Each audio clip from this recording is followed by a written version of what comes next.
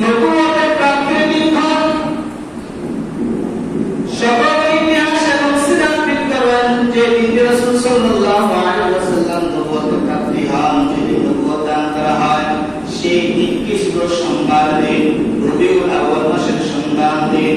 অর্থাৎ যে সময় তিনি আবার শেষ দিন নবুয়তের প্রাপ্তি লাভ করেন, ওই সময় যে দিনটি ছিল 40 বছর বয়সে রাসূল সাল্লাল্লাহু আলাইহি ওয়াসাল্লাম নবুয়তে তিনি নবুয়ত প্রাপ্ত হন।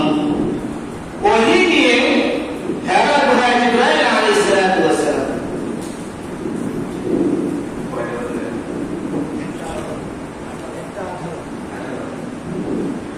ওহী নিয়ে হেরা গুহায় জিবরাইল আলাইহিস সালাতু ওয়াস সালাম নবী সাল্লাল্লাহু আলাইহি ওয়াসাল্লাম হেরা গুহায় ইবাদতে লিপ্ত ছিলেন। এমন অবস্থায় জিবরাইল আলাইহিস সালাতু ওয়াস সালাম আল্লাহ তাআলার পক্ষ থেকে নবী সাল্লাল্লাহু আলাইহি ওয়াসাল্লামের কাছে প্রথমবার ওহী নিয়ে আসেন। এই ঘটনার বিবরণ দিয়ে হযরত আয়েশা রাদিয়াল্লাহু তাআলা তিনি বলেন, ফাজাআতুল মালাক, আল্লাহ জিবরাইল আলাইহিস সালাতু ওয়াস সালাম আসলেন। ইকরা, আল্লাহ রাসূল সাল্লাল্লাহু আলাইহি ওয়াসাল্লামকে বলতেছেন, ইয়া রাসূলুল্লাহ, ইয়া হাবিবাল্লাহ, আপনি পড়েন। ক্বালা মা আনা বিকারিন, আল্লাহ রাসূল বলেন, আমি পড়তে জানি না, আমি পড়তে জানি না। ক্বালা ফাআরানি ফাকাতানি হাত্তা বালাগা মিন্না জুহদ সুম্মা আরসালানি, আল্লাহ রাসূল সাল্লাল্লাহু আলাইহি ওয়াসাল্লাম বলেন, যখন আমি বললাম আমি পড়তে পারি না, হযরত জিবরাইল আলাইহিস সালাতু ওয়াস সালাম আমাকে এমন ভাবে চেপে ধরলেন, আমার কষ্ট হয়ে গেছে, মনে হয় যেন আমার রূহ বের হয়ে গেছে। তারপর আমাকে ছেড়ে দিলেন। ছেড়ে দেওয়ার পর বলতেছেন, ইকরা, তিনি বলতেছেন তুমি পড়ো। ক্বালা রাসূলুল্লাহ সাল্লাল্লাহু আলাইহি ওয়াসাল্লাম, মা আনা বিকারি, আল্লাহ রাসূল সাল্লাল্লাহু আলাইহি ওয়াসাল্লাম বলেন, আমি পড়তে জানি না। দ্বিতীয়বার হযরত জিবরাইল আলাইহিস সালাতু ওয়াস সালাম রাসূল সাল্লাল্লাহু আলাইহি ওয়াসাল্লামকে আবার চাপ দিয়ে ধরলেন। আল্লাহ রাসূল সাল্লাল্লাহু আলাইহি ওয়াসাল্লাম বলতেছেন, আমার জীবনটা শেষ হয়ে গেছে, এমন ভাবে চাপ দিয়ে ধরলেন। কিছুক্ষণ ধরার পর আবার আমাকে ছেড়ে দিলেন। ছেড়ে দেওয়ার পর বলতেছেন, ইকরা।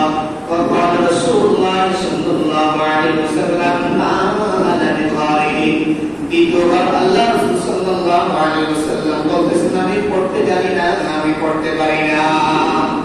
তৃতীয়বার হযরত জিবরাইল আলাইহিস সালাতু ওয়াস সালাম রাসূল সাল্লাল্লাহু আলাইহি ওয়াসাল্লামকে আবারও চাপ দিয়ে ধরলেন।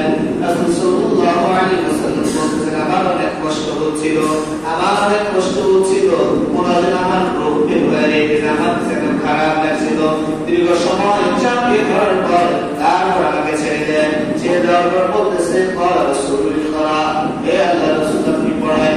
ক্বালা রাসূলুল্লাহ সাল্লাল্লাহু আলাইহি ওয়াসাল্লাম, আল্লাহ রাসূল সাল্লাল্লাহু আলাইহি ওয়াসাল্লাম বলেন, ইকরা বিসমি রাব্বিকাল্লাযী খালাক, খালাকাল ইনসানা মিন আলাক, ইকরা ওয়া রাব্বুকাল আকরাম, আল্লাযী আল্লামা বিল কলম, আল্লামাল ইনসানা মা লাম ইয়ালাম।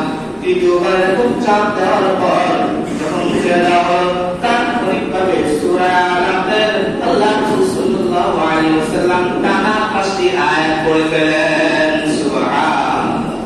তাহলে সর্বপ্রথম যে সূরা রাসূল সাল্লাল্লাহু আলাইহি ওয়াসাল্লাম অবতীর্ণ হয় সেটা হলো সূরা আলাক, 5টি আয়াত। ইকরা বিসমি রাব্বিকাল্লাযী খালাক, খালাকাল ইনসানা মিন আলাক, ইকরা ওয়া রাব্বুকাল আকরাম, الذي علم بالقلم, علم الإنسان ما لم يعلم. এটা কোথায়? হ্যাঁ, কোথায়? জাবালে নূর। যে পাহাড়টাকে বলা হয় জাবালে নূর, এই হেরা গুহার মধ্যে এই ছোট্ট জায়গায় যে স্থানে রাসূল সাল্লাল্লাহু আলাইহি ওয়াসাল্লাম ইবাদত করতেছিলেন, সেই স্থানে সর্বপ্রথম কোরআন